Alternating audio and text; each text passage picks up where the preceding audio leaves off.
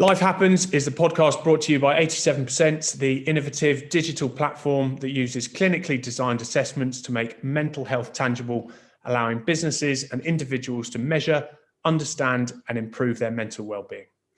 Hello, everyone. I'm James Gwinnett, endurance athlete and the marketing director of 87%. And in this series, I have the enviable job of speaking to inspirational people from the worlds of adventure, business, intelligence, the military, sports, and more, getting their take on life's ups and downs, the setbacks that they've overcome, and how they've dealt with failure to get to the pinnacle of their sectors, all with the aim of helping you build positive mental health.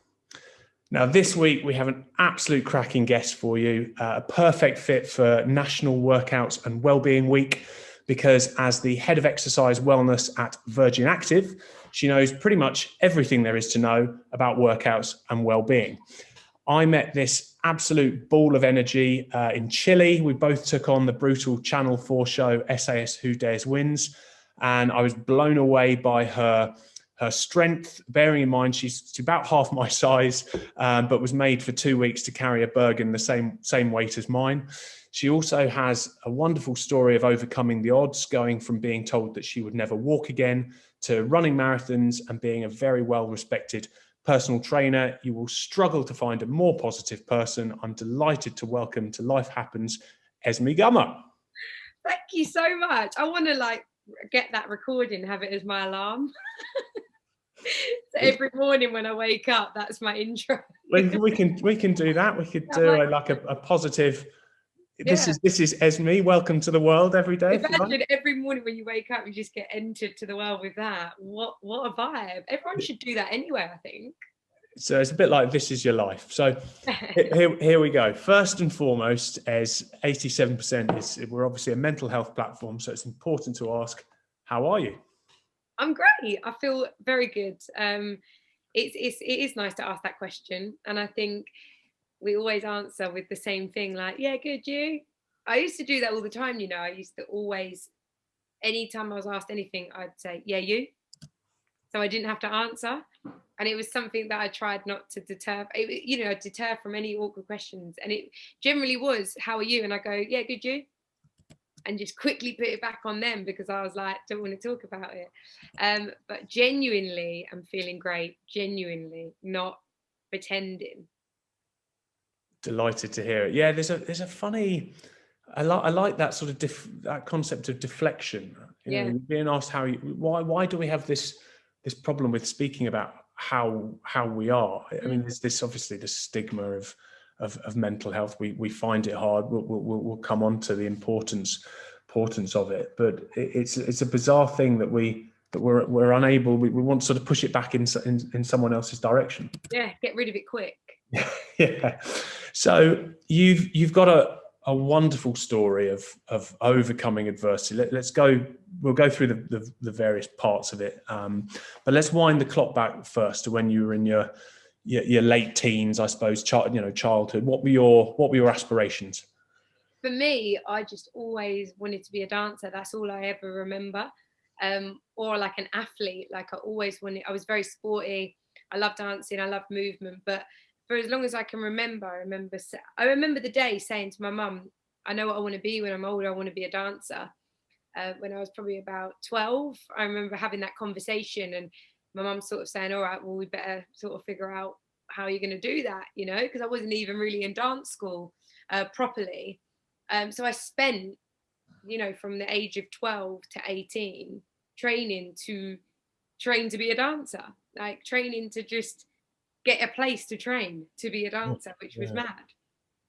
And I mean, there's obviously so much sort of energy required, and there's a huge amount of positivity in dance, and with exercise comes slightly more, obviously relationship between exercise and positive mental health. But you hit a roadblock, aged 18, I believe. Yeah, 18. And well, tell us more about what happened. Well, it's funny actually that you say 18, because I'd actually only just turned 18 by a month. So, and that was quite a crucial part of my journey, that difference between being 17 and 18.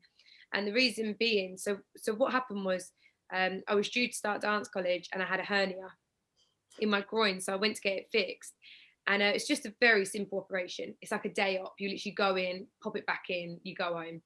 And I had some sort of reaction to the drugs they gave me, the anesthetic or the anti-sickness drug, and it caused seizures, which left me paralyzed from waist down.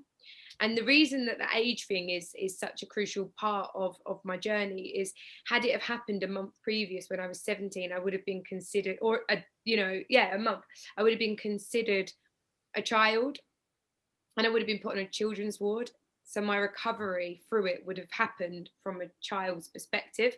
But because I turned 18 by 1 month, I was considered an adult, which I found really difficult to say, because I was like, I'm not an adult. Like, I'm still really young and I need my parents. And when you're an adult, you can't have your parents stay on the ward with you. They have to leave at 9 p.m. And when you're an adult, you're surrounded by adults. And an adult is anything from 18 up to 100 years old. So I was on a ward with, really poorly, old women with dementia. And it was so sad and actually quite traumatic to see happening around me and not being able to move. So had I been on the children's ward, I obviously would have had a parent with me 24 hours a day. And I suppose I would have been treated as a child, and I would have, had younger children around me. And I wonder how that would have empowered me in a different way. I don't know. But I also feel grateful for that, because I think it helped the recovery actually better. I think had I been on a children's ward, I maybe would have gone down that child route of help me, take care of me, do it for me. And maybe I wouldn't have had the same outcome. Whereas being an adult and being surrounded by adults and being left to act as an adult, I really had to take a lot of it in my own hands. From 9 p.m. till 9 a.m. the next day, it was just me. And I wasn't necessarily sleeping, because you can't really sleep. You're just always sitting down. You're not really bothered about sleep. So yeah, my recovery being 18 was, I suppose, a gift in a way, that I was an adult and forced to act as an adult. So what went through your mind, apart from perhaps I want my mum, when the doctors told you that you would never walk again? I just the hardest thing about the journey with it was, it wasn't as if I'd had an accident and then woke up and I was very conscious, and they'd gone, Esme, you've had an accident, you've woke up, you're paralysed, this, and you're like, wow, the shock. For me, because I'd seizured, I actually was very I had some brain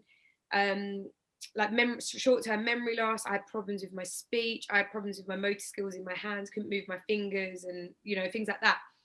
And what actually happened was, the only way I can describe it is sobering up from being drunk, right? That's the only way I can describe this experience, was because I knew I was paralyzed, but very gradually knew. It didn't hit me. It wasn't suddenly you're paralyzed, and I was like, I grew each day realizing it and getting more and more conscious.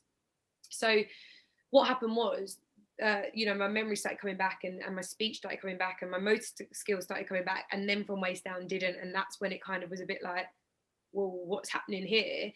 They'd seen such a progression over 3 days, and then it just stopped for the next week. And you're waiting, you almost imagined it was going through your body. So heads back, mouths back, hands back. Do you know what I mean? So then you were okay, waiting. So I suppose that's where faith was lost, because it kind of was we don't know why it's happened. We don't know what's happened. Particularly, they didn't know if I'd had a spinal injury, so I had to have scans. They didn't know if I'd had a stroke at one point. They thought maybe she's had a stroke while she was under. They couldn't work out what had happened, why it happened, and how to get out of the other side of it. But did that make it more frustrating for you? It was, but what the most frustrating part, James, was when I weren't allowed to try to do anything. Because I was always growing up being active, and I was very determined, and I wanted to be a dancer. So I had that naturally, that gift of determination, and what's the problem? Let's fix it. I always had that. And the most frustrating part was between day 3 and day 7, when they wouldn't even let me try, because they needed to tick everything off first. They needed to have a brain scan, have a spine scan. They needed to do everything first, because they couldn't just go, okay, yeah, let's get her up, move her into a wheelchair. Imagine if I'd damaged my spinal cord and it just took one movement that, wow, we've blown it. So for me, the frustrating bit was the not feeling mentally I was back and ready, but they wouldn't allow me to try. And all I wanted to do was try and start swinging my legs around. Do you know what I mean? And there were things that I like tried doing on my own. I'd sit and try and move my feet in the bed, and like obviously it didn't work, but I was constantly trying. But the minute they gave me that like green light, it was like game time for me. I was like, right, let's go. You know, I was getting myself into the wheelchair myself and learning how to lift my legs and learning what to do in case I wouldn't walk, you know. So, I mean, I can only imagine obviously going from being such an energetic person to that, you know, sort of being debilitated, I suppose. I can only imagine the frustration of not, you know, day 7 comes and the doctor's like, right, off you go. Yeah. You wanting to run around the room, but not being able to. So obviously there's a huge amount of mental frustration that must have impacted you at that time. Yeah, and you know, that was the side of it was the most challenging. It wasn't necessarily, you know, I was learning to walk on parallel bars, and you know, it made me really faint and make me feel very unwell because I'd be pushing myself up and putting so much effort into, you know, like James, I remember I was learning to walk without feeling the floor because my feet were still numb. I couldn't feel the floor, but I wanted to do it. I didn't want to wait for the feeling to come back in my feet to then start doing it. I'm like, what can I be doing? So I was using parallel bars and using my hips to drag. And there's videos of my feet just dragging along the floor, and you think that's not right. You know, like that probably isn't how I should have done it. But I didn't want anything more than to just do everything I could. And I remember playing Wii. They used to make me play, you know, Wii, play bowling. Yep. And I mean, that was like heartbreaking. I think that's maybe even on video somewhere that my dad recorded somewhere on a Nokia. But like bowling, and it just guttable because you know, you have to have a center of gravity to bowl. And that's why the Wii picks up on that. And wow. I didn't have it.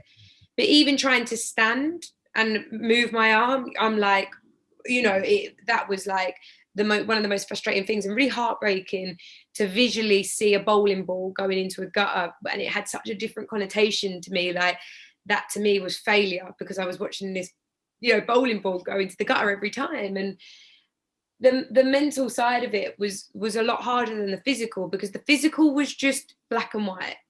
You can't walk, you can walk. The mental side of it was the most frustrating part and the hardest part, because I never knew how I was going to feel.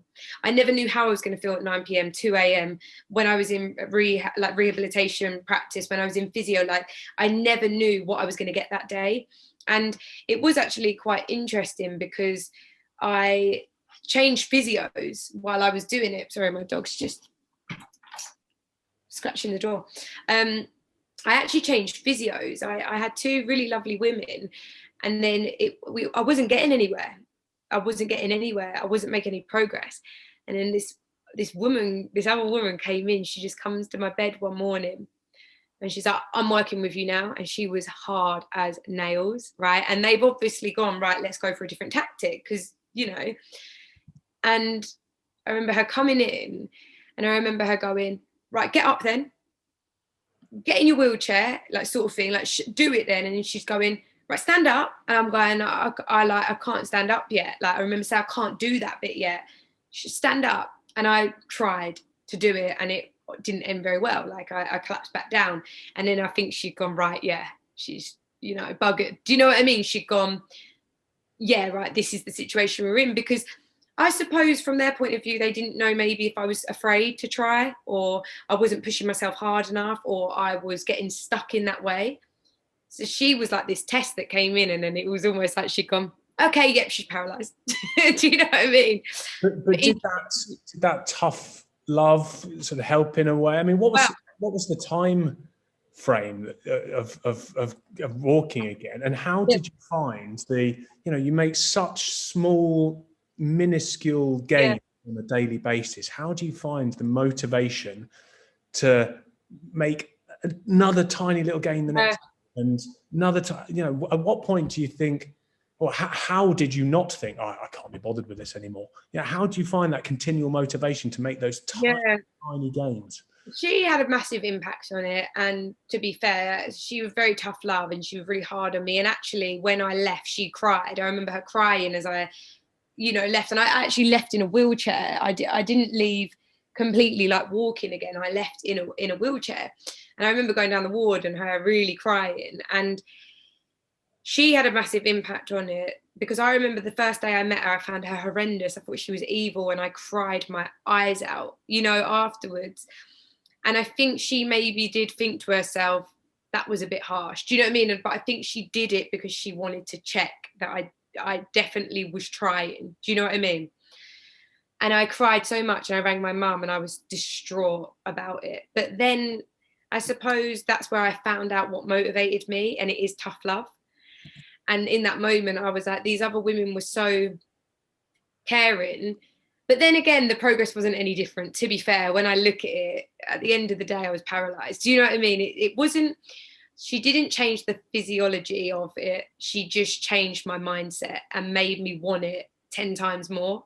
Even if my progress was exactly the same as with the other two women, she just made me want to prove to her I could do it, if that makes sense. But it didn't change the quickness.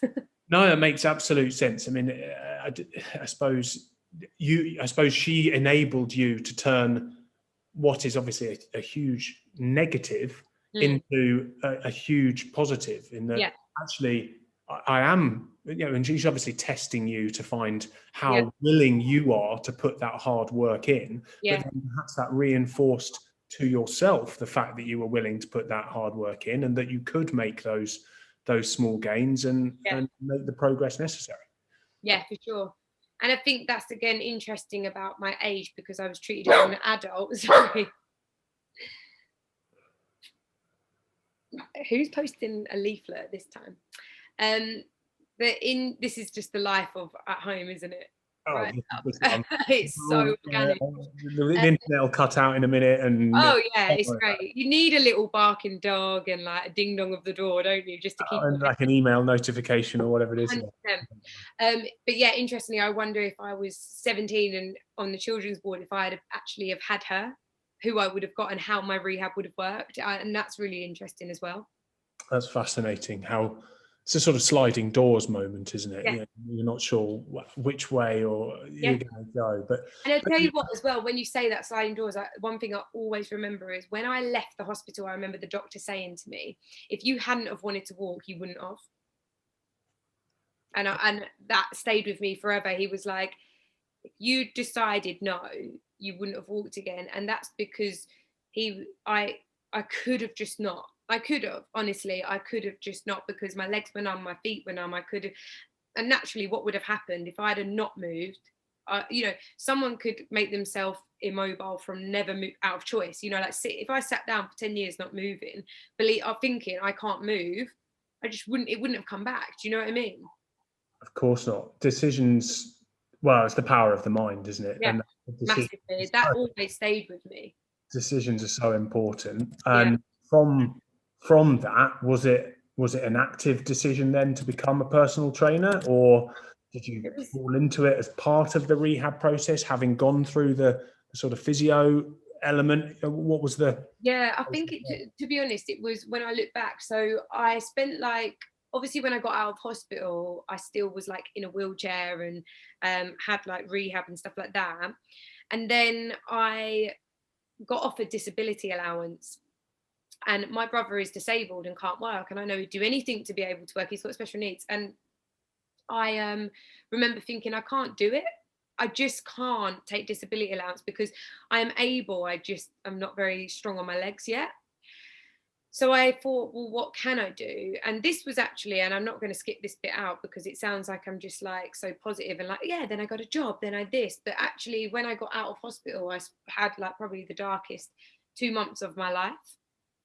And if I was in a really bad place, really, really demotivated and just so resentful of anyone and all my friends that went to dance college. And it was sickening, how I felt, the jealousy. I'd never felt jealousy like it. It made me ill with jealousy. I couldn't look at my friends on Facebook at dance college because I should have been there. And I spent 2 months I just couldn't do anything. I didn't want to get up, move. I remember my mum would go into work and come back and be like, what have you done? And I'm like, nothing, I've just laid out. So after that sort of 2 months, this is when the disability allowance thing happened. And that's why I always remember that day, because I'm going to tell the truth. I started filling in the form online and I stopped myself. And I remember as I was filling it in and I was answering these questions, I just thought, this doesn't feel right. It's not sitting right with me. And I exited out of it. And that was the moment that I was like, I need to do something. So I got a job working in an office because I thought, well, I don't need to use my legs to work in an office. I can just sit down. And it literally was an office 9 till 5 sit admin job. And I did that. And I love movement, and I've always loved movement. So I was like, what am I going to do? So I started taking my level 2 fitness qualification online. So I took that while I was working in an office job. And the minute I was able to take the practical, meaning I could do all the exercises and demo them, I quit and went and took it. Oh, so wow. That's how I got into fitness, because that was my motivation. I was like, I will work this job sitting down until I don't need to sit anymore and I can move. And then I took my level 2, and then from there straight into my level 3 personal training. I took an apprenticeship, and immediately I just had this like desire, because I thought I took my fitness qualification because I love movement and being active and working out. But now I understand that I took that because I wanted to help other people, and I wanted to show people who thought they couldn't do anything, do something, and not just be paralyzed and learn to walk again, just anything. I think a lot of the time people in my industry do become fitness instructors and personal trainers because they love exercise, and that's the wrong reason. And so when I look at why I did, I know for sure it was because I couldn't bear the thought of anyone thinking they couldn't do something, and I wanted to help that. And more so as time went on and I evolved in my role as a personal trainer, it was how I could help people use fitness to mold and shape their life outside of the gym. And that's where a lot of it comes from. A lot of it was to do with, that side of it, of how I believe that how you act in your workout is how you act in the outside world, and how they run parallel. So really I wasn't helping people get body goals and fitness goals. I was helping them grow their mind muscle using exercise. Wow. I mean, first of all, thank you for sharing that story, because I suppose it's, these moments of clarity, these epiphany moments that send us on, you got your fork in the road. Which one do you take? You had that decision. You're like, right, well, I'm either just going to give up now and spend the rest of my life in a wheelchair, or actually I'm making a conscious decision to do something about it. And that's obviously led you down this incredible path and a career which has led on to Virgin Active, which we'll come on to, and that ability to see clearly, that ability to make the decision, that and we'll come back onto the power of the mind, and you helping people on their own fitness journeys. But when I say fitness, I'm not just talking physical fitness, I'm talking mental fitness as well. And the power of realization that something is not impossible, that actually there is something that you can aim for that is perfectly within your grasp. I love that. So thank you for sharing. You're welcome.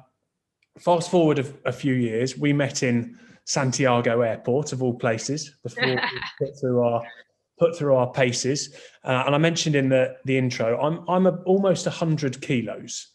You're about half. I don't want to be sort of rude, but that's a lady's weight. But you're about half that. Yet we were both lugging a 30-kilo pack up and down the Andes. Where did you find the strength to put in the shift that you did? You know what? The interesting thing about it was, because it was that Bergen that was heavy, but also I had to lift Rich, who was my oppo, who was 85 kilos. And I remember when people go, how did you do it? And I think, I don't know, because I never consciously did that. I just did it, right? And if someone was to have asked me, pick up that 85 kilo box in normal life, I'd have gone, I can't pick up an 85 kilo box. But I picked up an 85 kilo man. And I think the reason I did it was 1,000,000% nothing to do with my physical body. It was all my mindset, because it is almost physically impossible that I did that and running up a mountain and running around a tree and all the things that we had to do.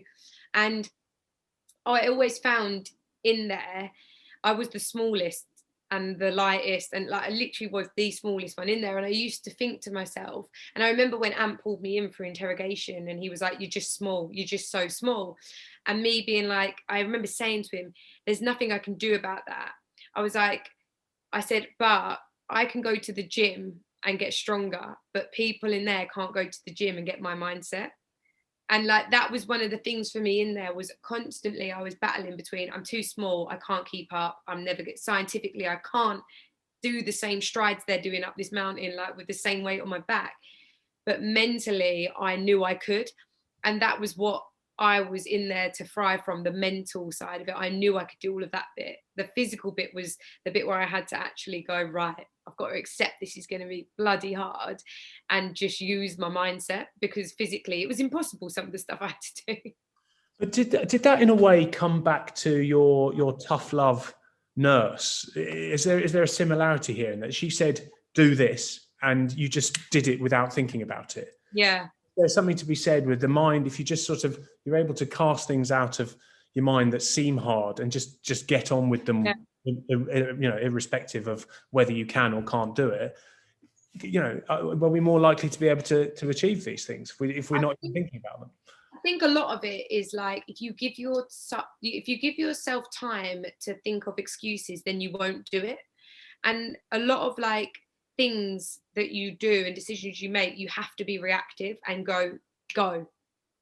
And we learned that a lot in there, didn't we? It was, you didn't have time to ask questions, or when you were told to do something, it's go. You didn't have time to go, yeah, but. And I think one thing that I've definitely like had my whole life is, I don't yeah but, and I don't encourage people to yeah but. If anything, I tell people to stop yeah butting, and yeah but I'm smaller, yeah but I'm lighter, yeah but I'm slower, yeah but I haven't eaten enough, yeah but they've trained longer than me, yeah but. The more you yeah but, the more you talk yourself out of doing something from a place of strength. You then start doing something from a place of insecurity. And when you do something from a place of insecurity, the odds are the outcome is going to be all over the shop. I find this fascinating because, as you know, I do a lot of long distance running, and the reaction that I get to, running 100 miles or whatever it is that there's a sort of innate, instantaneous reaction from a lot of people that is, oh, I could never do that, Right. without even thinking about it. Yeah. And my response is, well, why not? It's that precise thought process of that, again, that sort of built-in instantaneous negativity that holds us back from, it might be a job promotion, it might be better relations with your family, it might be running 100 miles or hiking a 30-kilo Bergen or an 85-kilo man up the Chilean Andes. It doesn't matter what the situation is. We have this very negative trait of instantaneously telling ourselves we can't do something, and butting, lovely phrase, but, rather than saying, well, actually, I'm just going to crack on and do it without thinking about it. Yeah. And I think a lot of the time, like one reason we don't want to do stuff is because like people are generally scared of failure. And then the other reason is because that the yeah but thing is, we yeah but to make ourselves feel better. Right. So we in the interim, you're scared to do something, fear of failure, and then you back it up with a yeah but. So you sort of go like, oh, I can't do that because XYZ, and then you'll go, yeah but you can because you've trained longer than me. So when people obviously see you do your running, they go, oh, I could never do that, and then you go, yeah you could, yeah but you've been doing it longer, so that's what. And we sort of counter to and fro, isn't it? Yeah, so you first put in your I can't because you're scared to, and then you add in your yeah but to make your, help your ego.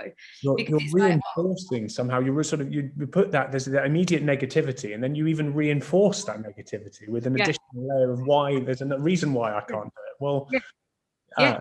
And the you know, the yeah but thing as well. People do the yeah but thing quite a lot just in their daily life. Like, and what they do is they put other people down who are doing, you know, good things, because it makes them not feel, you know, as bad as what they're doing. And one of the things that I always live by, and I do it for myself, if I find myself maybe saying things about people to myself, you know, like, oh yeah, this and that about them, you know, I always think your perception of me is a reflection of you. So like, where if somebody was to call me like, oh, she's just, you know, really annoying and loud and this, your perception of me being annoying and loud is a reflection of something that you don't think you have in yourself. So you'll get it a lot when it's like the opposites. So someone who's introvert would call an extrovert annoying. Mm.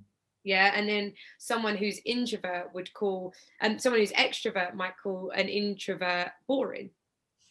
And it's because their perception of it is a reflection of something they can't do themselves. So an introvert is jealous that they're confident and loud. It's not that they're annoying, they're just jealous of that. And the opposite way around is an extrovert is jealous that an introvert can take time to themselves and be on their own. And I think that's what people do a lot. Is the thing that stops people doing things is they think too much. They think about failing, then they think about the reasons why they're going to fail, and then they back it up and put people down to then go, well, I don't need to do that because I'm fine, and they're weird for doing that. It's a lovely life lesson that we all need to reflect better on our weaknesses, Yeah. as well as our strengths. Look at our asking the failures, question. look at our, sorry. Yeah, no, I was going to say, asking the question that if you were to look at somebody or something and you're negative about it, flip it round and be like, why am I being negative about it? Not why is that negative or that person negative or that person bad or that situation bad? Why do I feel this way? And the minute you flip it around, you realize a lot about yourself, rather than the problem's not necessarily what's in front of you, it's what's in you. I wonder if we touch on the app now, because you've had a chance to use the app. You've downloaded 87%. You've done your assessment. Yeah. Was there anything that came out of it that enabled you to look at yourself, you know, sort of self-reflection, self-awareness, and think, okay, maybe I'm not as good at X as I could be. Maybe I could improve in Y. I'm excellent at Z, so that's fine. But what you know, did you take anything out of using the or doing the assessment, doing the measurement? Yeah, like what came out of it for me was, rather than like sections of it, of areas that I could improve on or work on and things like that, what came out of it for me was, it came out overall thriving, and most of my categories were thriving. And the thing that really got me thinking, James, about it was, of course I'm thriving, of course I am, because I'm choosing to, and because I've got myself into a routine to thrive right now. Now, if I'd have taken that test at the beginning of lockdown, would I have come out thriving? Possibly not. However, what it did show me was that I find a way out of every situation to make sure I'm happy. Now, when I take that test, when we get out of lockdown, when we've been out for, say, a month, will I be thriving? Most likely not. But then when I take it maybe 6 months later, will I be thriving? 100%, I will put my life in it that I will be, because I make the conscious choice too. And that's what I found really interesting about it. It's positive to know I'm thriving, but equally, it stops me being agile, because we need to be agile. I am thriving right now because I have my routine. We've been in lockdown long enough where I wake up, I do my workouts, I take my dog for a walk, I get my work done. There's nothing really in my life that's going to throw a curveball at me right now. However, the minute that we get let out, I've got more opportunities to have curveballs thrown at me, from social situations, relationships, work, whatever it be, lack of sleep, things like that. I'm thriving right now because I've put myself into a routine that ensures I thrive. But we mustn't forget that life doesn't let you know when it's going to come and get you. It doesn't send you a little text going, you're having a great time, but just so you know, on Tuesday next week at 9:08, I'm going to come and ruin your life. And so when the thing I found interesting about it was, I would use that in a way when my life changes, when something in my life changes, when my routine changes, when I start a new job, when I meet a new person, when whatever, to take that test and use it in that way. Because, you know, a lot of people maybe would have got thriving and gone, oh, cool, sweet, I'm done, I don't need to do anything. Oh, no, no, no. I need to keep doing stuff to, one, stay thriving, but two, like I said, be agile for the next chapter of my life. 100%. Thank you so much for saying that, because that is, we recommend that people re-measure themselves every 60 days or so. I mean, it varies from person to person, but you're absolutely right. And it's interesting actually, because some of the data that we're seeing coming out of the app and the platform at the moment is that people are experiencing anxiety, not about being in lockdown, but experiencing anxiety about coming out of lockdown. A year ago, we were anxious about going into lockdown and having COVID around us. But a year, you know, we've now sort of transitioned, we've gone through that transition, and it's become normal. We are now leaving that, and people are worried that going back to work will have a negative impact on their life. They're worried about being in social situations again, worrying about not being, you know, obviously people have had to spend time with their children and that's had its complications, but people are now worrying about being absent and isolated from their children. So it's throwing out all of these different situations, different impacts, different ramifications. So very important to for sure. keep and that. that's the thing about it, is we are very adaptable, but you know, we've adapted now to this, and now we've got to come out the other side. And this is where you can get complacent with your mental health, is where you go. One of the biggest things for me, and maybe for other people, is when my life's going well, I don't really look after my mental health. The minute my life starts going wrong, I'm like, oh my God, I need to meditate, I need to do yoga, I need to drink water, I need to stop doing this, I need to be in bed by 9:30. And it's like, hang on a minute, Ez, like right now I'm in a very happy place in my life, but it does not mean that I don't still get into bed at 9:30, or I don't, you know, drink my water every day, and I don't exercise every day. A lot of what people do is they wait for the app to say that they're not thriving and go, how can I fix it?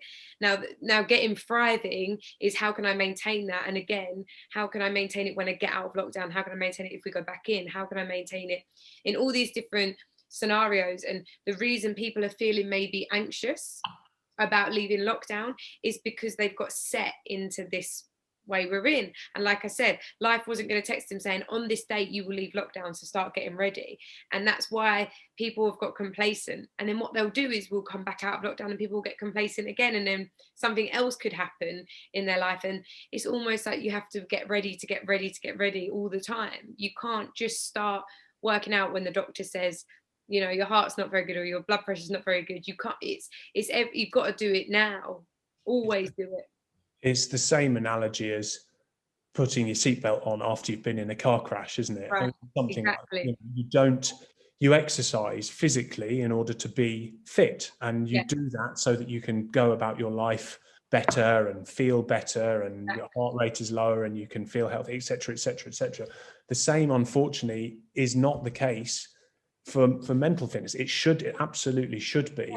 Most, you know, what we see is that most mental health care in particular is reactive. It waits for an issue to occur rather than being preventative and giving people the tools to work on their mental fitness every day, just doing little exercises here and there, mindfulness, meditation, whatever it might be, reading appropriate materials, in order to build resilience in advance of those texts that happen at, arrive at 9 o'clock saying your life's about to implode. So, I mean, hugely important. It's even like when you look at like a car, like if you have a car, you like put petrol in it, you make sure it's got enough petrol, you make sure it's got oil, you get all these like signals that come up on your dashboard, and you get a flat tire, you go fix it, and you do all of this stuff to maintain your car because you need it to get you through life. And you just think we don't do that with our mind. Like we get triggers, signals come up, things come up, and we just go, oh, but you don't wait for your car to completely break down and like be busted before you fix it. The minute a light comes on the dashboard, you're like, I need to fix that.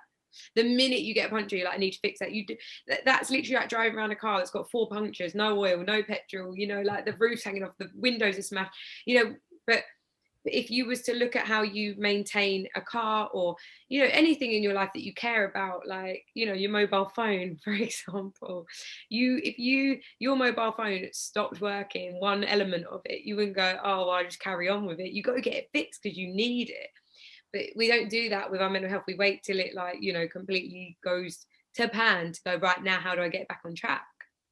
You're absolutely right. There's something sort of fundamentally wrong with the process, isn't it? Yeah, for sure. Let's go. We've talked about coming out of lockdown. Your fitness journey has led to working with Virgin Active. Yeah. Exciting role. Tell us. Well, we're obviously coming out of lockdown. We hope in the near future. Yeah. Will be reopening. Tell us about your role and the work that you're doing with Virgin. Yeah, so like I said, I've always taught fitness because I'm all about, you know, wellness and mental health and mindset. I've never been about like the body goals and things like that. And you know, for me, it's, you know, people should move every day, and you should be moving every day, and as a consequence of moving every day, you'll feel a little bit happier, and you'll feel proactive, and you'll feel motivated, and then you can, you know, your life can take that route. And so with this new role at Virgin Active, I'm basically just trying to educate the world that you don't just get physical benefits from exercise, you also get mental health benefits as well. But it's not as simple as that. I'm trying to rewire how people use exercise and enter fitness. And by that, what I mean is, rather than having a physical goal, let that be the byproduct of your workout, and let your intention be something to do with helping you, or a feeling that you can get out of it, whether it be feel happier, sleep better, get more confident, socialize, you know, reduce anxiety. All of these things, the equation should be, that comes first. What do I want? Feeling do I want out of it? The exercise, you do it, the byproduct is your body. But what we've done for years and years and years and years is we've made the first number one, the intention, the physical goal.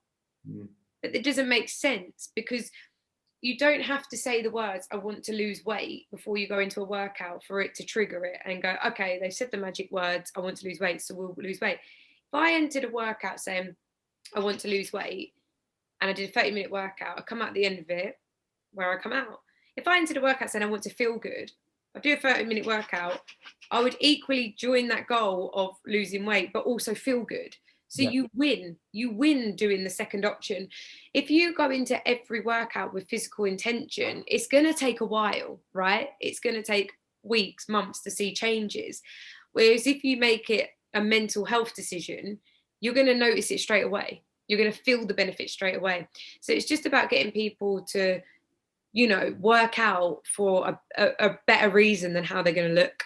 Mm-hmm. And unfortunately, we're in, you know, we're both on Instagram, and you know, we try and look good, and we're unfortunately in that sort of society where that's what people see, and a lot of the thinking behind I want to look good, I want to lose weight is so that, you know, we can be all chiseled and the rest of it. Whereas actually losing weight, it might make us feel happier. You know, you've got to think about the reason. You know, you ask someone, why do you want to exercise? To lose weight. Well, why do you want to lose weight? You put the words out of my mouth, it's that, but why? Yeah. Why do you want to lose weight? Why do you want to have muscles? Why do you want a six pack? Why do you want to be a certain dress size? Like, what is the reason for it? Because actually, if you find out that reason and you dissect it, there's other ways of getting that same emotion that people are looking for without having to be that size, shape, whatever it is.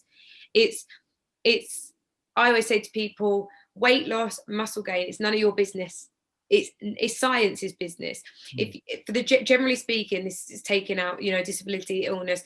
Generally speaking, if you exercise, eat well, and sleep, you are going to get physical changes in your body. So it's none of your business. You don't even need to worry. Leave that to science and focus on you and your mental health and how you feel and what you want on it from that side, and science will do its job. Then 6 months later, you'll look in the mirror and go, wow, I look amazing, and I wasn't even trying.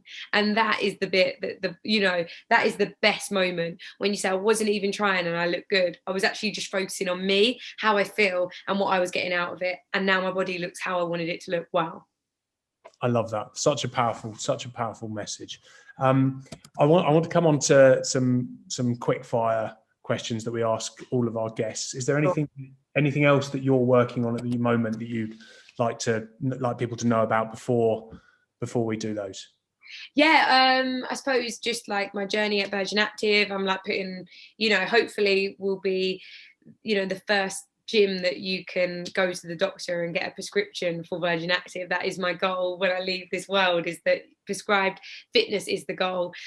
So yeah, and then on my Instagram I'm always doing various things. At the moment I'm working on a 30-day challenge. It's actually my final day tomorrow, but it will stay on there, and it's for all the people that say they hate working out.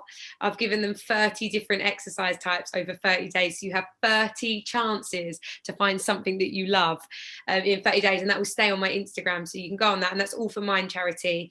And it's the campaign is Move for Mind, so it's about moving to feel good, and 30 different ways that you can do that. So anyone, when they say I don't feel very good, and I say, well, why don't you work out, and they say I hate exercise, that's my answer. Go take the 30-day challenge and find something that you love. So that's where I want everyone to go. You can't hate exercise. It makes you feel good. It is. Yeah. You don't hate exercise. You either hate what you're doing, hate why you were doing it, or hate who you're doing it for. That's the only way you can hate exercise. So let's touch on running quickly, because we both have done a little bit of it. You did the London Marathon. Yeah. We were both supposed to be going to Sri Lanka at the beginning of lockdown. That was cancelled. Ultra marathons in exotic destinations. But I mean, why running? How does that keep you mentally fit? Running for me is nothing to do with the physical side of it, and it never has been. I run, that's my form of meditation. So anyone who says I hate meditation, or I don't like meditation, it can come in the form of anything. For me, that is meditation. Being able to run and just move and be with myself. And with running, and I'll leave it on this one, is when people ask me, like, why did you do these challenges? Why did you run across the Jordan Desert? Why did you do SAS? Why did you climb Kilimanjaro? Why do you run marathons virtually with no crowd? Like, why do you do it? My answer always, every time, is because I can right now. And one day, anyone listening to this and anyone not listening to this, one day we are all going to hit a point where we have to say no, right? And it could be because of age, it could be because of illness, it could be because of circumstance, financial reasons, whatever it be. We're going to get put in a position one day where we say no. And that no could be something like, do you want to come for a run? No, I can't. Genuinely no. I mean, you can't do it. While you can say yes, say yes. And right now I can say yes to a run, so I will say yes to a run until I can't say yes anymore to a run. And that's why running for me. I love that, and I will still be saying yes to running even when I can't run, I think. Yeah, exactly. Yeah. So no, I love that. Let's go do the quick fire. Is there anything that is an absolute non-negotiable that you do regularly to help your mindset or improve your mood? Yeah, every morning I wake up and the first person that I check in with is myself in the mirror. And I say to myself, literally, honestly, you're going to find me crazy. I go to my mirror and I'll go, morning, Ez, you all right? And then Ez will reply, yeah, I'm all right, I'm good. And I go, cool. And then sometimes Ez will go, I'm not really good today. And I'll go, okay, noted. So when we're in a meeting or when we're dealing with something, I remember that you did tell me this morning you weren't feeling great. So I've got you back. And that is my non-negotiable thing every morning, is the first person I check in with is myself in the mirror. Not crazy at all. I love that. It's important because, I mean, it's important self-reflection, understanding how we're feeling. And I mean, that comes back to the app, of course. Yeah. What makes you good at what you do? I would say my genuine passion for wanting other people to feel good. I don't believe anything I do in my work I do for myself, and in a positive way, not in any other way other than everything I do and preach about and talk about is so that I hope at least one person can take something from it and feel good. And I think that's what makes me good at what I do, because a lot of what I do is selfless and a selfless act because I genuinely care, rather than, it never is what do I get out of this, it's what do they get out of it. And that goes back to like my 30-day challenge that I'm doing. The 30-day challenge with Move for Mind, with Mind Charity, was 30 days of something. And I thought I could run 250 kilometers in 30 days, or I could cycle X amount in 30 days. And the one question I asked myself was, but how does that help anyone's mental health other than yours? All I get at the end of it, and for some people, I recommend them they do those challenges, but I've already done things like that. All I get at the end of it is people going, well done you. How do I help people? And that is why I chose my 30-day challenge to be, what can I give in 30 days to other people? And so, yeah, I suppose that's why I'm good at what I do, because I genuinely want to do it for people, not for myself. Because you actually care. Beautiful. What would you say to a young Esme? Just don't worry, don't care. Don't worry about the future, don't care about the future. Be present, enjoy these moments that you've got. And actually, I would tell younger Esme to make friends with herself a lot sooner than I did. From day one, I'd say you need to become best friends with you. Like, your first priority is you, is your best mate. Then you can have your second best mate. Lovely. And any ideas, people, things, places, books, etc., that you've taken inspiration from recently? Oh, wow. My inspiration, like, it's really hard, because even when people say to me, like, who inspires you, I am inspired, like, daily, and by just looking up, like, literally looking up. And I suppose, like, where I've got my recent inspiration from is from being present and taking things in around me. And I could get inspiration from someone who doesn't even realize they've made a connection with me. I could get inspiration from a shopkeeper or a passerby on the street. I get inspiration just from looking up, literally from my phone. You know, like, I did this thing once where I was like, every time you'd naturally go to take your phone out for no reason, you're not allowed to do it. You have to look up. So it could be, I remember I was like queuing in a queue for like whatever, like a shop. You get your phone out, waiting for a bus, get your phone out. You know, like all these moments that you're not getting it out because you need to ring someone or look at something. Every time you go to take your phone out for the wrong reason, don't do it and look up. And that's where I've been getting my inspiration from. How funny. I love that. Really good to do. Yeah, I actually right. It's a subconscious thing, isn't it? You sort of just do it on reflex. And I actually wanted to, like, I remember I started writing notes about it in lockdown, because I actually wanted to, like, write a blog or a book about, like, things I saw when I looked up. And it had to be stories that came from a moment I usually would have looked at my phone, but didn't. And so many things happened. I saw things, or I laughed at something, and I thought, I would have been looking at my phone in this time. I think that's definitely got legs as a book. Yeah. And if people would like to get in touch, how can they do that? So generally, my Instagram is the place to go for anything I'm doing, any tips that I've got, any questions into my DMs. Just because I use my Instagram a lot for content in terms of like fitness stuff and ideas and motivational talks and things like that. So yeah, Esmee_LDN. Thank you very much. It's written on your jumper. Good energy. You have. Yeah. It's been that was not intended.